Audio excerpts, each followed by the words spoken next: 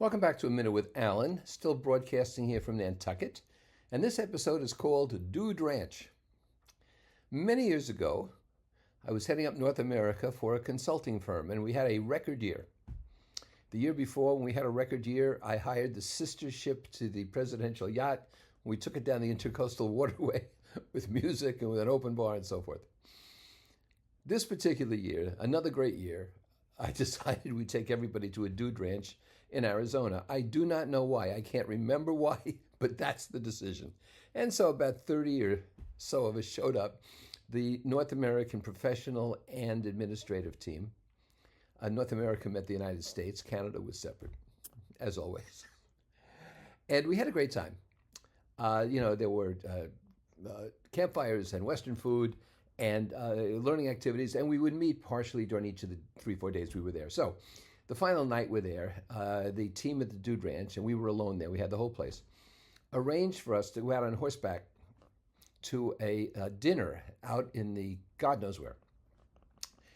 And so we all got on horses, and 2 or 3 of the cowboys, hired hands, led us out there, and they had about 3 colleagues waiting after about, a 30 or more minute ride, single file through the woods, to this chuck wagon, to a big wagon where they had arranged a wonderful dinner, cooked outside, of course, and we had a great time, and we did a lot of drinking.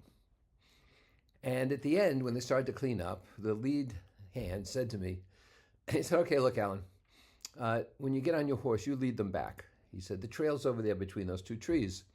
I said, "Are you crazy? Once you put that fire out, you can't see anything here. You just see stars. There's no light." And of course, there were no cell phones then. He said, "Look, are you the leader or aren't you? You get on your horse, you go to that trail, you'll be able to see it as you go, and you tell them to follow you." I said, "What if we don't make it back? Will you come get us?" He said, "I'll bet you $100 to make it back."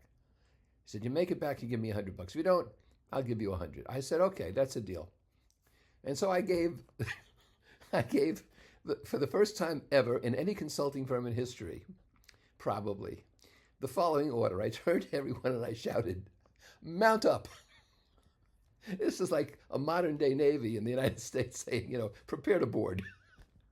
And so they all get 35, 40 horses, and they started taking me on because all the cowboys had left with the wagon down some other road on the trail. And they said, "Weiss, you're going to kill us all. There'll be no company. Weiss, this and that." I said, "Shut up and follow me." And so, out of my mind with fear, I led this horse over to the 2 trees and and I could see a trail. It was sort of downtrodden grass, but you could barely make it out. But, I would nudge the horse this way and that way. And in about 45 minutes, we got back, and you could see the lights of the ranch in the distance as we came around a hill. And now the commentary changed. "Alan, nice job. God, Alan, we didn't know you could do this. Oh, my God, this is wonderful." And so the wranglers took the horses, and I walked over to the lead hand to give him $100. And he said, "Thank you very much. Glad to see you." And I said, "Listen, tell me the truth. If you had to go get us, would you have given me my $100?